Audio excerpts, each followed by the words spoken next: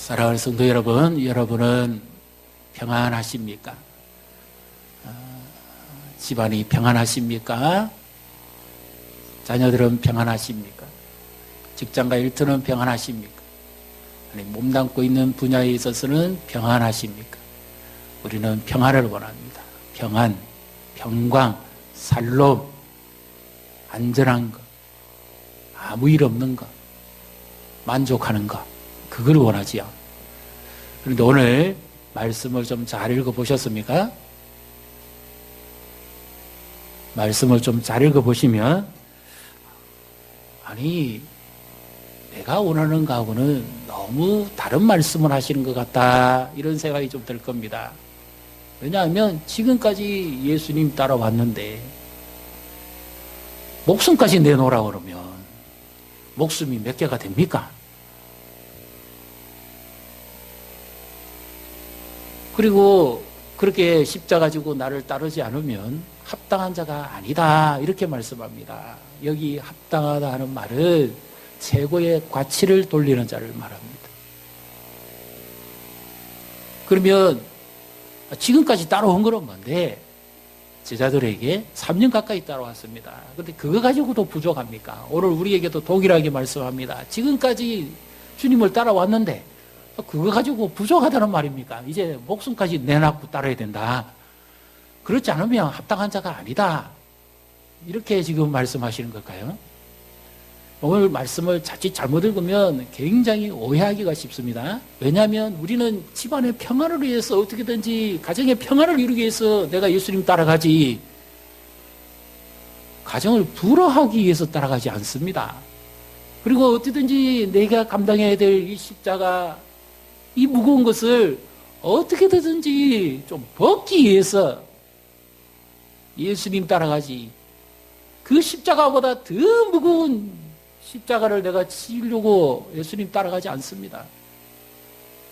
어떻게든지 좀 이 복잡하고 힘들고 어려운 것이 있으면 정리되고, 어떻게든지 좀 평안하고, 어떻게든지 좀 만족스럽고, 그것을 위해서 우리가 예수님 따라가지, 지금까지 따라왔는데 예수님이 이제 죽어야 된다,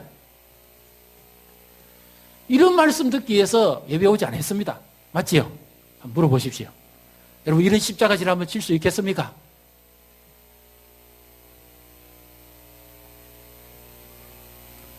근데 예수님이 왜 이렇게 무거운 말씀을 하십니까? 자칫 잘못하면, 그걸 문자 그대로 받아들이면 아주 큰 오해가 생깁니다. 자칫 잘못하면 이렇게 될 수 있습니다. 그렇지 마라. 그러니까 예수쟁이들은 저거밖에 모르는 거야. 시어머니도 공경할 줄도 모르고 부모 없이 사는 완전히 불효 자식들이야. 어른도 모르고 자기밖에 모르는 이런 존재들이야. 오해할 수 있습니다. 그런데 하나님께서 계명에도 그렇죠. 네 부모를 공경해라. 이것이 사람의 첫째 되는 계명 중에 주신 겁니다. 업신여기라고 하지 않았습니다. 그렇다면 오늘 예수님께서 하신 이 말씀의 참된 의미는 무엇일까요? 왜 십자가를 져야 될까요? 왜 주님을 따르는 자가 이렇게 살아야 될까요? 우리를 위해 십자가를 지신 주님, 우리를 위해 죽기까지 하시고 우리를 구원해 주신 그 주님의 십자가의 참된 의미와 그 감격과, 그리고 내가 주님을 따라가야 될, 내가 져야 될 십자가의 참된 의미를 이 예배 가운데 깨닫고 주님과 동행하시기를 주님의 이름으로 축복합니다. 오늘 말씀을 잘 보십시오. 의미 없이 읽으시면 놓치기가 쉬운 말씀이 참 많습니다. 34절에 우리 먼저 같이 읽습니다. 내가 세상에 화평을 주러 온 줄로 생각하지 말라. 화평이 아니요 검을 주러 왔노라. 세상에 화평을 주러 온 줄로 생각하지 마라. 오히려 검을 주러 왔다, 그렇게 말씀합니다. 아니, 우리는 예수님 믿고 살롬을 원합니다. 불안한 거 원하지 않아요. 불화가 되는 것을 원치 않습니다. 그런데 여기서 예수님 말씀하신 것은 앞에 무엇이 붙어 있습니다. 무엇의 화평입니까? 예, 세상의 화평입니다. 어떤 세상일까요? 하나님을 떠나서 자기 죄성을 따라가는 세상. 이 세상, 하나님의 말씀을 버리고 살아가는 이와 같은 세상에 내가 화평을 주러 온 줄로 생각하지 마라. 나는 오히려 검을 주러 왔다. 한 예를 들면 이와 같은 말씀입니다. 오늘 이 말씀은 예수님이 십자가를 지러 가시기 위해서 예루살렘으로 이제 올라가시게 되는 그와 같은 배경인데요. 예수님을 3년 가까이 따랐던 충성스러운 제자들이 있었죠. 그런데 그 제자들의 어머니 중에 세베대의 아내가 있습니다.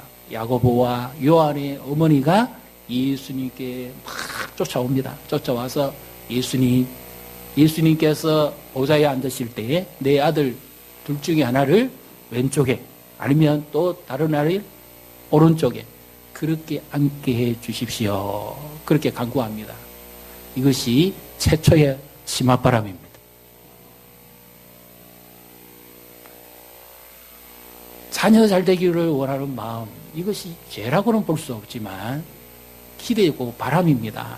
그런데 지금 예수님이 십자가를 지고 죽으시기 위해서 가는 길에 내 아들 하나를 왼쪽에 하나를 오른쪽에 그렇게 앉혀달라고 합니다. 이 세베대의 아내, 이 여인이 어떤 생각을 가지고 살아갑니까? 이 여인의 중심 속에서 보여주는 것이 그때 당시의 세상의 모습을 그대로 보여주는 겁니다. 무엇이죠? 한마디로 말하면 세상의 가치, 물질적 가치, 권력과 탐욕, 그것을 제일로 살아가는 세상에 로마 황제의 통치죠. 억압이죠. 그러니까 편할 날이 없습니다. 평안이 없습니다. 과도한 세금을 내야 됩니다. 또 성전에서는 온갖 타락과 부조리가 이어졌습니다. 그런 세상에 예수님이 평화를 주러 오시지 않았다 그 말입니다.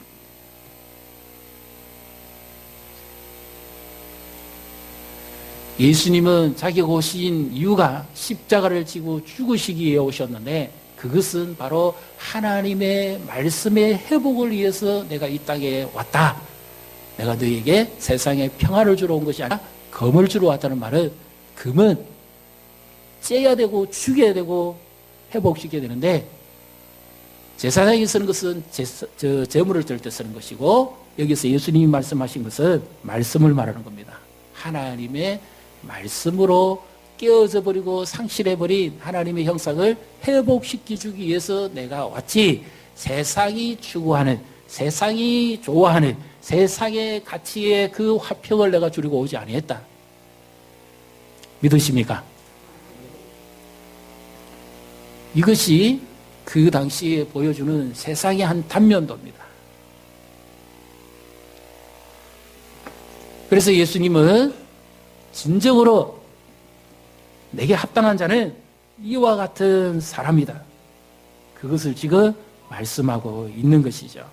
심지어 예수님이 많은 무리를 거느리시고 말씀을 전하실 때 소문이 들렸습니다. 병도 고쳤다, 기적을 일으켰다, 귀신도 내쫓았다, 불치병도 낫는다, 죽은 자도 살아났더라. 그래서 많은 사람들이 예수님께 운집했습니다.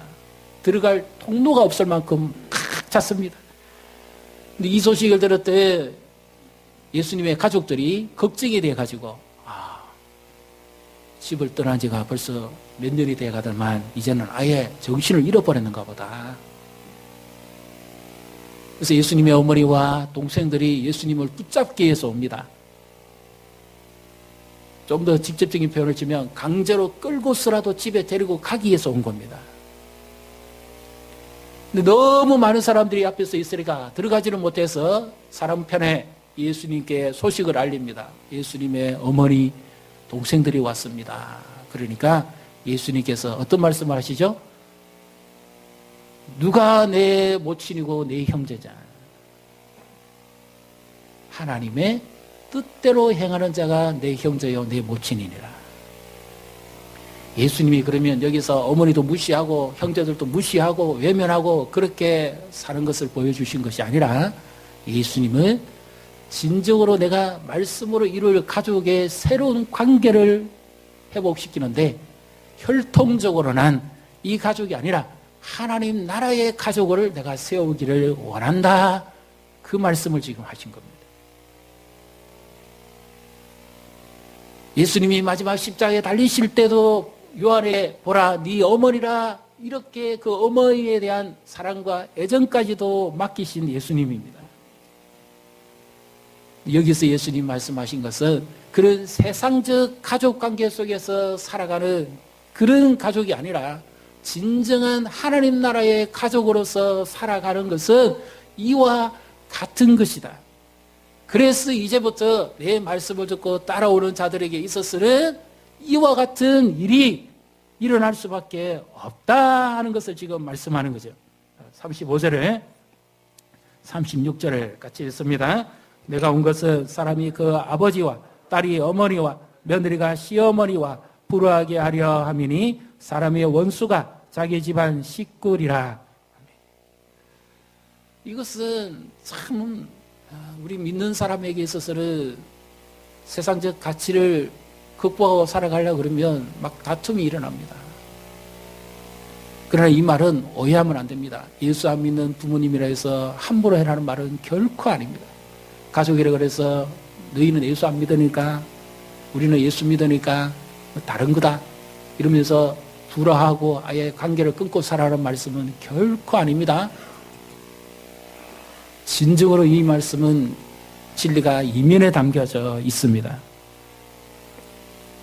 그러면 37절까지도 한번 같이 읽어보겠습니다. 아버지나 어머니를 나보다 더 사랑하는 자는 내게 합당하지 아니하고 아들이나 딸을 나보다 더 사랑하는 자도 내게 합당하지 아니하며. 여기에 사랑을 하는데 누구보다도 더 사랑입니까? 예수님보다도 더 사랑하면 합당하지 않는다. 이 말은 참 오해하기가 쉽습니다. 그래서 쉽게 말씀을 드립니다. 내가 내 부모를 내 힘으로 사랑하려고 하면 힘듭니다. 그것은 십자가 지는 것과 같은 겁니다. 너무 힘듭니다. 그래서 예수님이 사랑하는 그 사랑으로 사랑하는 것이 참 사랑이라는 겁니다. 그렇게 하려면 어떻게 됩니까? 내가 십자가를 져야 됩니다. 내 부모를 사랑하고 시어머니를 사랑하고 어른을 공경하고 가족을 사랑하려고 하는데 내 옛사람의 것으로 살아가려고 하면 이게 고통스러운 십자가가 되어버리는 거죠. 그런데 주님이 주시는 사랑으로 내가 사랑하려고 하면 이것은 놀라운 열매를 맺게 되는 것입니다. 예수님 당시에 종교 지도자들이 율법을 가르쳤죠. 그런데 율법의 참된 정신은 놓쳐버리고 계명만 가르쳤습니다. 대표적으로 뭡니까? 하라 하지 말라는 것이 율법의 가장 핵심이죠. 하라 하는 것을 안 하는 것도 죄고 하지 마라 하는 것을 하는 것도 죄입니다. 그런데 이 종교 지도자들이 그것도 힘든데 613가지나 되는 부칙을 세웠습니다. 하나님의 말씀도 지키기 어려운데 계명은 그게 613가지나 되는 부칙을 조항을 만들어 가지고 이것을 잘 지키는 자는 의로운 자고 믿음 있는 자고 의인이고 이것을 안 지키는 자는 악인이고 죄인이고 심판받아야 된다고 정죄를 했던 겁니다. 그래서 예수님께서 내가 율법의 계명을 폐하러 온 것이 아니다. 완성케 하기 위해서 왔다. 그 말씀의 의미는 613가지의 부족함이 있어서 더 채우러 오셨다는 말씀이 아니라 하나님께서 원래 율법을 주시면서 가르치시고자 하셨던 것이 무엇이냐는 겁니다. 가장 율법의 계명의 대표적인 것이 뭡니까? 하나님을 사랑하고 내 이웃을 내 몸과 같이 사랑하라는 것입니다. 그런데 예수님 당시 종교 지도자들은 이 하나님 사랑과 이웃 사랑이라고 하는 가장 중요한 이것은 외면해버리고 율법의 그 기능, 죄를 깨닫게 하는 것 그리고 하라 하지 말라는 것과 부치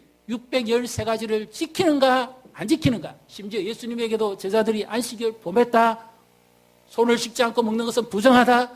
온갖 이런 것을 기준으로 삼아서 예수님을 책잡고 넘어뜨리려고 그랬죠. 이것이 얼마나 무거운 짐입니까? 그래서 수고하고 무거운 짐진 자들아 다 내게 오라 내가 너희를 쉬게 하리라 하신 말씀은 바로 이 율법의 이 어마어마한 무거운 짐을 예수님이 참된 하나님의 사랑을 회복하고 참된 그 말씀을 따라 사는 자는 이 짐을 내가 벗는 것이 아니라 예수님이 벗겨주신다는 말씀입니다. 믿습니까? 그래서 내 힘으로 이 십자가를 지고 내 힘으로 멍에를 한번 매보십시오. 이것이 얼마나 힘듭니까? 진정 예수님을 사랑하는 자의 그 사랑으로만 이 십자가를 질 수가 있는 겁니다. 왜 자꾸 십자가 그렇게 말씀합니까? 예수님이 내 죄를 대신해서 죽으시고 나를 사랑하시고 구원해 주신 그 십자가의 그 놀라운 능력, 그것을 우리가 잃어버릴 수가 없지요. 십자가의 도가 멸망하는 자들에게는 미련한 것이요 구원을 얻은 우리에게는 하나님의 능력이 됨이라. 믿습니까? 그래서 우리 성숙한 신앙인은 날마다 예수님을 따라가고 십자가를 생각하고 가야 됩니다. 우리 교사들이 그렇지요. 어린아이들을 사랑하는데 내 옛사람의 기질을 가지고 그 영혼을 사랑할 수 있습니까? 그렇게 하면 한다고 한들 얼마나 하겠습니까? 우리 성도들도 마찬가지지요. 직분자들도 마찬가지지요. 주님께서 내게 주신 그 은혜에 감사해서 나 같은 죄인을 살리고 구원해 주신 그 은혜에 감사해서 내게 직분을 맡겨서 내가 충성을 하려고 하는데 내 힘으로 됩니까? 내 기질로 됩니까? 내 옛사람의 습관으로 됩니까? 안 됩니다. 그래서 날마다 우리는 예수님의 사랑 안에 거하면서 그분이 나를 붙들어 주시는 십자가를 지고 가야만 그 짐이 가벼운 것이고 그것이 기쁨이고 열매로 나타나게 되는 것입니다. 물론 고린의 시몬처럼 마지못해 억지로 십자가에 져야 될 때도 있습니다. 그러나 십자가를 가볍게 하는 하나의 원리는 정말 주님을 사랑함으로써 바울의 표현으로 치면 주께서 나를 강건하심으로 내가 그 사랑에 끌린 바 되어서 내가 이 십자가를 지고 가는데, 그러면 우리가 져야 될 십자가는 예수님이 지신 십자가처럼 그 무거운 나무 형태일까요? 예수님이 그걸 원하실까요? 너희들이 아직까지 이거는 안 졌지 않느냐, 그러니까 이 나무 십자가 지고 죽을 때까지 따라와야 돼, 그걸 지금 말씀하실까요? 그것이 아니죠. 진정으로 내가 져야 될 십자가는 예수님을 본받기 위해서 따라가는 것. 그래서 바울이 어떻게 고백합니까? 나는 내게 주신 이 십자가를 지기 위해서 내가 날마다 나를 쳐서 복종한다. 무엇으로 칩니까? 못으로 칩니까? 망치로 두드립니까? 주님의 사랑으로 치는 거죠. 주님이 나를 얼마나 사랑해 주셨는데, 죽기까지 사랑해 주시고 아낌없이 사랑해 주셨으니까 그 사랑에 힘입어서 나도 주님의 그 사랑을 본받고 따라감으로써 맡겨진 영혼들을 위해서 기도하지요, 돌보지요, 관심을 가지지요, 애쓰지요, 살피지요, 심지어 자존심까지도 내려놔야 될 때가 있습니다. 그것이 교사가 가지고 있는 십자가잖아요. 교회를 사랑하려고 그러니까 힘듭니다. 내 힘으로 못합니다. 그래서 교회를 사랑하기 위해서 나를 내려놔야 되고, 그 주님의 은혜가 없이는 안 되니까 주님의 십자가를 바라보고 내가 더 겸손해져야 되니까 낮추고, 그것이 내게 주신 십자가죠.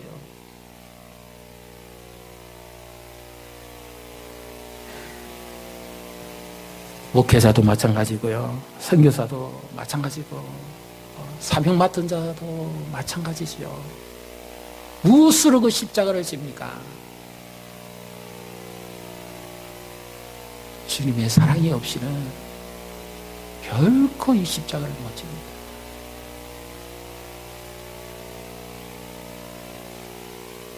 그래서 주님의 사랑에 붙들림 받아지면 이상하게 그렇게 내기 힘든 그 무거운 짐의 십자가가 가벼워지는 겁니다.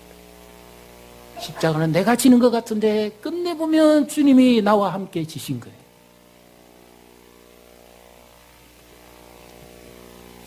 자, 38절, 39절을 우리 같이 읽습니다.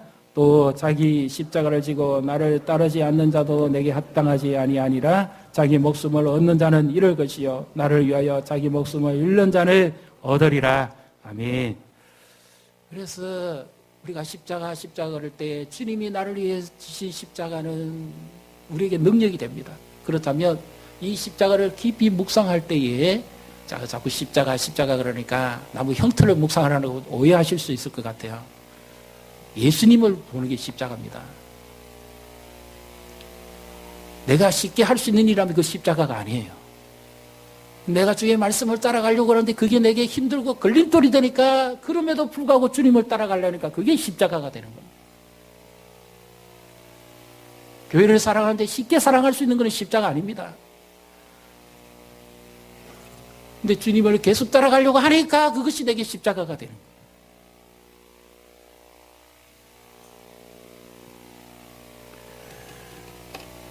그래서 십자가를 지고 나를 따르지 않는 자도 내게 합당하지 아니하다 하는 이 말씀은 정말 나를 사랑한다면 나를 따라오게 될 것인데 우리가 고백을 한번 보십시다. 우리 신앙을 고백하지 않습니까?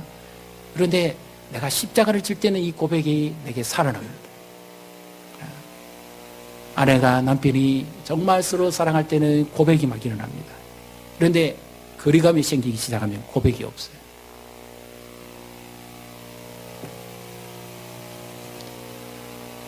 내게 주님을 사랑하는 그 마음이 식기 시작하면 이 고백이 없습니다. 무엇만 나올까요? 내가 요구하는 것만 나옵니다. 자꾸 내가 달라 그 기도만 합니다. 그런데 정말 주님을 사랑하고 말씀 속에서 체험하고 주님의 사랑을 경험하면 간구하는 것보다 구하는 것보다 고백이 더 많이 나옵니다. 주님이 나를 이렇게 사랑하셨습니다. 이 모든 것이 다 주님께서 나를 도우셨고 나와 함께 해주셨습니다. 주님의 은혜요, 주님의 도우심입니다. 그렇기 때문에 내가 부족하지만 주님의 은혜에 감사해서 내가 이 십자가를 지고 따르겠습니다. 근데 이 감격과 이 고백이 일어나지 않으면 어떻게 해야 할까요? 주님, 내가 지금까지 주를 위해서 이렇게 충성하고 헌신했는데 주님 지금 뭐 하십니까?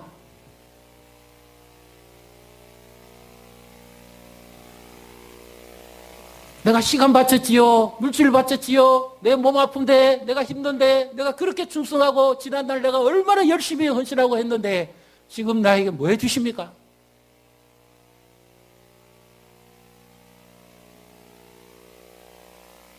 그렇게 돼버립니다. 은혜는 사라져버리고 없고 당연한 권리만 남는 겁니다.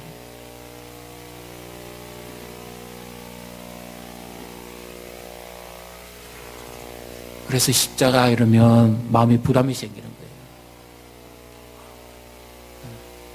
내려놓아버립니다. 근데 이 십자가를 예수님으로 한번 대입해 보십시오.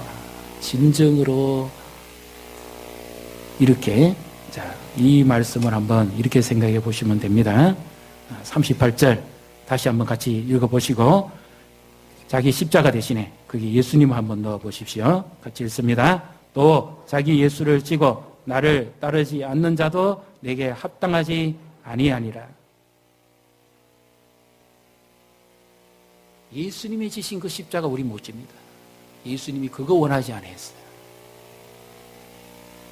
내가 너희에게 이렇게 사랑하고 이렇게 너희에게 본을 보여준 그 십자가는 지고 따르라. 그것이 너희들이 져야 될 십자가다. 그래서 이번 한 주간, 다음 주간 우리 고난주간이고, 이번 한 주간을 어떻게 사시겠습니까? 지금까지 십자가를 지셨습니다. 교회를 위해서, 가족을 위해서, 또 내 개인적으로도 하나님 앞에 충성하고 믿음으로 살아오셨습니다. 그래서 이번 한 주간에 우리가 주님의 십자가를 지고 따라가고 있으면서 한 걸음만 더 주님 앞에 가까이 나아가 보십시오. 주의 십자가를 묵상하시고 또 내게 주어진 십자가도 생각해 보면서 내가 주님의 사랑을 본받아 가고 있는지, 내가 한 걸음만 더 주님께 더 가까이 나가는 십자가를 지시기를 바랍니다. 그리고 십자가를 지시려고 그러니까 내 힘으로는 안 돼요. 주님의 사랑을 날마다 체험하고 살아야 되는데, 나를 쳐서 복종하게 하려면 어떻게 해야 됩니까? 무릎을 꿇지 않고는 결코 내 십자가를 못 접니다. 여기 내게 합당하지 아니하다 하는 말을 합당하다는 말로 바꾸면 그것은 경배한다는 의미가 됩니다. 내가 십자가 앞에라는 말은 주님 앞에 내가 무릎을 꿇어야만 그것이 주님께 최고의 가치가 드러나는 겁니다. 그래야 하려면 어떻게 됩니까? 무릎을 꿇으려면 주님 앞에 엎드려야 됩니다. 기도해야 됩니다. 주님, 내가 지금 져야 될 십자가가 뭡니까? 내가 지고 있는 십자가가 뭡니까? 내 힘으로는 도무지 견디기가 어렵습니다. 힘듭니다. 그러니 주님께서 나와 함께 해주시고, 내가 어떤 것보다도 주님을 사랑하기에, 주님을 사랑하기 때문에 내가 이 십자가를 지고 가게 해주십시오. 내 힘으로는 지지 못합니다. 너무 무겁고 힘듭니다. 주님이 나와 함께 하시며 내가 이 십자가를 지고 따라갈 수가 있습니다. 이번 한 주간에 여러분 새벽에 정말 제가 강요는 안 합니다. 율법이 되면 안 됩니다. 그러나 자발적으로 내가 좀 깨어서 주님 앞에 더 가까이 가보십시다. 이번에는. 그래서 교회에 가까이 계신 분들은 이번 한 주간만큼은 교회에 좀 나오셔가지고 다음 주간이 고난주간인데 워밍업이 좀 필요합니다. 내 영이 깨기 위해서라도 육체를 이겨야 됩니다. 나오시고, 정 못 나오시는 분은 주보 안에 무엇이 들어있지요? 기도 제목이 들어있죠. 예, 이것이 내 십자가입니다. 진정으로 사랑하는 사람은 마지못해 억지로 기도 안 합니다. 사랑함으로 기도합니다. 부모가 자녀를 마지못해 억지로 키우는 부모가 있습니까?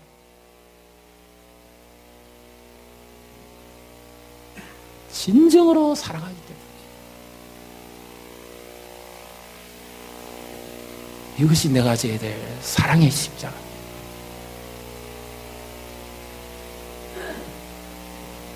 우리 주변에 고통당하고 방황하는 자들, 우리 다음 주일에는 우리 교회 성도들 한 분도 빠짐없이 우리가 다 나와서 하나님 앞에 먼저 예배하고 영광을 돌리도록 하십시다. 셀에서 기관에서도요. 빠진 분들이 계시면 좀 건면하시고, 힘들고 어려운 분들이 있으면 십자가를 지자, 주님 앞에 나아가자, 이렇게 건면하셔가지고, 우리가 이웃 초청도 중요합니다만은 우리 성도들이 먼저 이 주님을 만나고 부활의 주님을 만나서 우리가 힘을 얻고 믿음이 회복되어지는 이런 놀라운 역사가 일어나기를 축복합니다.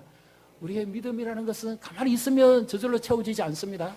우리 마치 돈은 지갑 안에 돈을 다 쓰면 바닥이 나는 것처럼 내 믿음이 소진되어 버리면 더 이상 채워지지 않고는 내 믿음이 움직이지를 않습니다. 그래서 주님 앞에 늘 와서 엎드려야 됩니다. 주님이 주시는 힘과 말씀과 능력을 힘입어서 내가 십자가를 질 수 있지, 결코 그냥은 안 됩니다. 새벽을 깨우는 십자가를 좀 지십시다. 옆에 분 보시고 새벽을 깨웁시다. 십자가를 지십시다. 승리하십시다.